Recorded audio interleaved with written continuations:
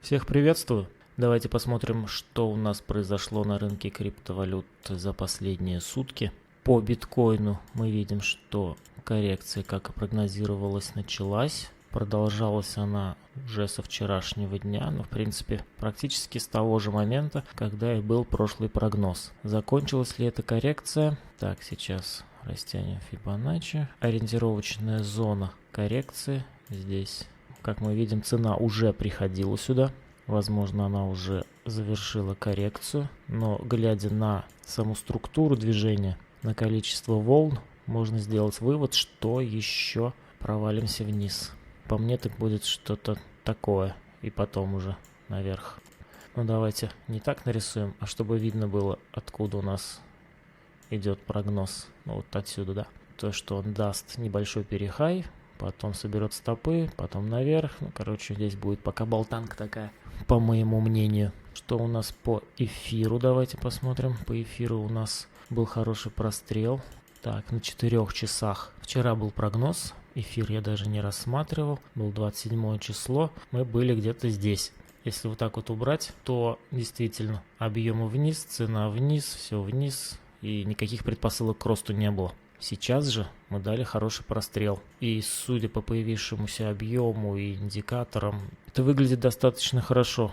Это завершение такого глобального восходящего движения, но оно еще не завершено локально. Если смотреть уровни, например, то вот здесь есть неплохой уровень в районе 850 на истории. Плюс Фибоначчи, тоже уровень, здесь совпадение. В районе 850. Смотрите, раз отбился, тут болтался, тут отбился. Это все глобальное движение на дневке. Сейчас мы идем сюда же. Смотрите, что касается объемов. Объемы снижаются, индикатор снижается. Здесь, правда, немножко перехай был, но здесь мы снижаемся.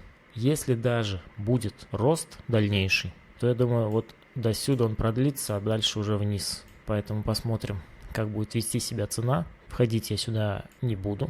Вам я рекомендовать как бы не могу. Сами смотрите. Но я сюда входить не буду. Что касается XRP Ripple. Давайте поближе глянем. Здесь у нас идет все то же самое. Давайте это все поудаляем. Тоже нам не нужно. Структуру, я думаю, вы и так все видели. Нарисовал уровни, основываясь на исторических лоях. И здесь мы видим, что слишком большое скопление. Слишком большое. Отсюда отбились, здесь ложный пробой, опять вниз, откупили, туда-сюда болтается, у кого где здесь стопы стоят, у кого где здесь отложки стоят, объемы. Поэтому у нас здесь такая болтанка происходит.